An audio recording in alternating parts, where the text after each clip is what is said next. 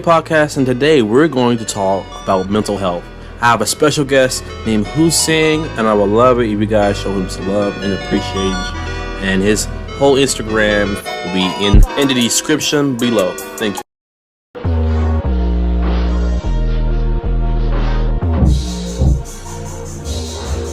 Podcast, and today I got my boy Hussein in the building, bro. That's the homie, bro. And today, what's up?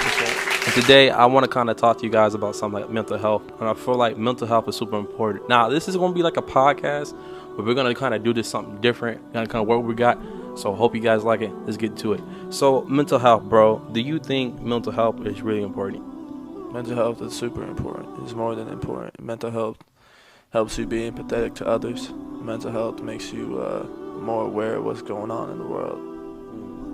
And so, as of being a young man, kind of growing through, do you think that society really places importance on mental health? I don't think they place it enough, because a lot of people don't think mental health is real. And I kind of understand when you said mental health doesn't seem real, because whenever we mention mental health, people just think it's like a one-time, one-solve-all thing, right?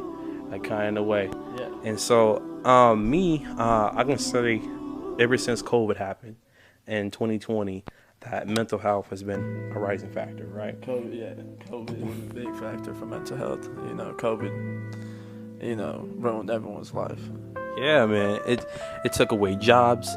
It took away people's relationships. I know personal friends that I had back in the day that they're not there no more, right? You feel me? And so going into COVID, 2020 has really changed us. It really has devastated us mentally, physically, and exhausting. And what way did COVID change your life? COVID, brought heartbreak. COVID brought me depression. COVID brought me anxiety. I've been robbed. I've been to jail.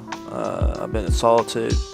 A lot of things has happened to me, and just because of all that, I'm traumatized, and a whole bunch of depression that I go through my head. And I understand that, bro. And then me, because you guys don't know, this is my brother over here, man. I love this dude, and he called me and he was telling me yeah, dude, this is kind of the stuff I'm just kind of going through. And I've been, as a supportive friend, which I think everybody needs to really do in life, is you guys need to really check up on your homies, because you guys never know a simple how you're doing can really lead to a lot of things. But it's something also I want to touch on, the song that you said.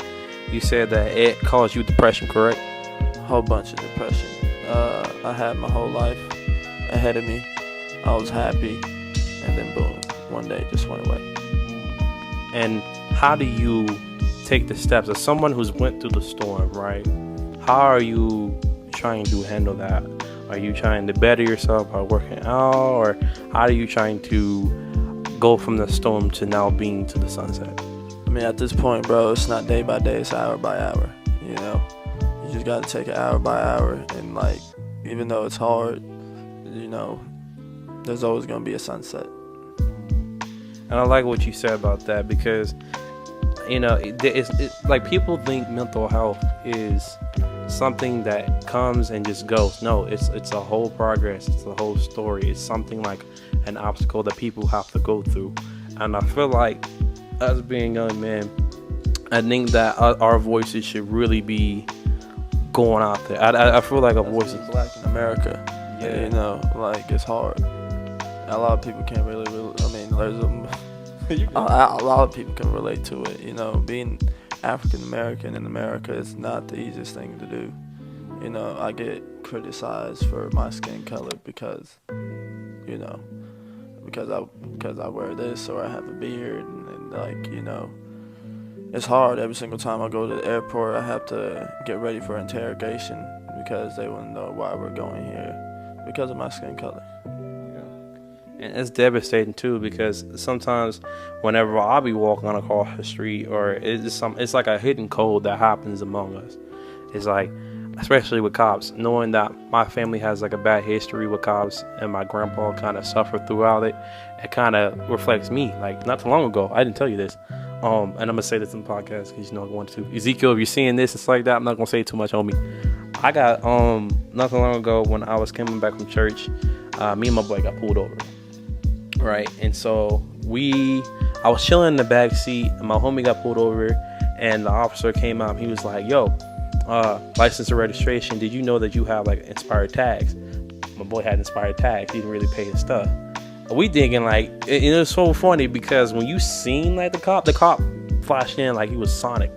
Like we didn't see him dead nowhere. But as soon as we pulled up is when he pulled me over. But as the officer was going to the driver, my friend, the officer came to my window, was asking me for license and registration. I looked at the dude, I was like, hold on. I'm not the one driving, right? He's like, how dare you? I was like, sir, I don't think I need to give you that because I'm not the one driving. Well, he tried to put it like this. He's like, well, we just kind of coming here because a lot of theft and stuff is happening around here. People stealing cars. But I'm like, why do you automatically assume there's like 3 black guys inside the car and automatically... They come at you aggressive too. Bro. They don't come at you with peace or trying to protect and serve. They come at you. Hold on, say that again. They come at you. They come at you trying to kill you, man. They don't come at you trying to protect and serve, especially if you're black. I know that's gonna ruffle a lot of feathers, but it's the truth. Yeah, man. And it's the sad part about it is if you mess with the wrong type of cop, I do believe there's some good cops out here. But if you mess with the wrong type of cop and I move one wrong way, sucker, I'm gone. I'm getting popped like a Call of Duty. I know it's dark, but it's a different standard between people of color like us. But how does this relate to mental health? We're gonna go to that in a second, but you can go in here. But basically, I was in the car and he asked me for the thing. I was like, officer, like I don't feel like I need to give you this because I'm not driving. He was like, well, cars. And so when he couldn't press me, he pressed my dude in the front seat, the passenger. And dude, he's only like 19, so he doesn't really know what to really do. He was like, oh my gosh, like I've never been pulled over before. And he's like, sir, you have license registration? He's like, well, yeah. That situation causes lots of trauma too. It does, bro. My mom and dad. My dad was so serious. When I told him that I stood up, I have a recorder too on my phone. When I stood up and I basically told him, I'm like, look, hey, I don't have my ID. But I don't feel like, I'm not the one driving, so I shouldn't give you my ID. So I told him, like, I'm not the one driving, basically. Now, some people going to look at me and be like, bro, that's the most dumb decision you can make in your life. Well, dude, just comply. Just comply with the officer. But listen here. You have your own individual rights. No, take my words with a grain of salt. You have your own individual rights to stand up for yourself. You should never get bullied from the cops. The cops work for us. They should be working for us. It doesn't seem like they should do a power move or an ego battle, which I really don't see that should happen. But that's besides the point. Luckily, me and my boy, we dipped, but there's a lot of stuff in our culture. Us being young men and black men, I don't feel like men really have a crush on. Like when you go out in the world, this is how I feel. I feel like you're kind of on your own. It's like no one really gives you, especially you don't have a good father figure or uncle. They just kind of push you out there. Like, oh, go fend for yourself. And we're like a photo image of our parents, like we are who we are because of our parents. So like the way you are is because of your parents. The way someone is because of their parents. A lot of women, especially women, like don't have a lot of father figures in their life. So the way they act in public is because of not having a father figure in their life. And that's really important too. Because in the father figure, and this is why I would also want to brought up in another podcast about generational curses. It's so important for this next generation to know what they're dealing with inside their family. I mean, I feel like by the time you're a teenager, you should start addressing some real stuff that happens in your family, like addiction, like depression, suicide. I feel like I'm addicted to vaping. Yep, I'm very addicted to vaping, but I used to be addicted to a lot of things. I won't say like I was. People say weed is not addicting, but he knows. I made that shit addicting. 420 Blazer, Snoop Dogg on some Snoop Dogg. Now, personally, I don't really smoke. I know it kind of sucks. I made a promise to my dad that I wouldn't do it, but hey, every now and then, since I'm not old enough, I do drink, but it's hard. I gotta be careful with what I drink because my family has a history of alcoholism. And quit vaping too. Everyone, quit vaping is not good for you. Facts. Quit vaping and watch your drinking. I gotta be careful how much. I sound like a hypocrite too saying that. Nah, you're good, bro. Bro, you gotta live and learn. I mean, some addiction is real, bro. Mental health is real. It's a very common thing, and I feel like by having a conversation about it, we're really opening up people about it. Like your favorite YouTuber right now, like I don't know if you're a Mega Queen or so, they deal with depression. Just because you see people happy on social media and they front a whole different lifestyle, does not mean they're happy, bro. Like from firsthand. Most famous people, man. Drake, Lil Baby, anyone you can think of, your favorite rapper. NBA Youngboy talks about his depression, and Yusro talks about his depression. Trippie Redd, every one of these motherfuckers are sad, bro. They're all sad. And on top of that, they're not really their authentic self. Like they bought record deal. Like they're basically going off of a loan. And even like a loan and stuff like that. All that money that they got, they have to really pay that back. Them renting cars. I've met people in jail who are better rappers than Drake. You know what I'm saying? But they're never gonna get the opportunity because of the situation that they're in. So always capitalize on the opportunities that are presented to you. That's facts. Build resources. Start communicating with different people. I like that you said that too, because there are some people that I know that personally can rock better than Drake too as well. Like my little brother, hey, he spits hard. He Google Gaga, but hey man, that dude be spitting. But it goes to show you. Oh, and that's a good thing that we can talk about. I think once we start addressing the unrealistic expectations about society and an unrealistic expectation about being perfect, I think that what's top of unrealistic expectations do you see in society? I mean, I try to be perfect. If you do everything perfect, you can't get nothing wrong. But at the end of the day, you're bound to get something wrong at some point. So shouldn't we, instead of searching for perfection, right, we should start searching for greatness? Do you think that? I would agree. Because I feel like when you have perfection, you say perfection can lead to greatness, though.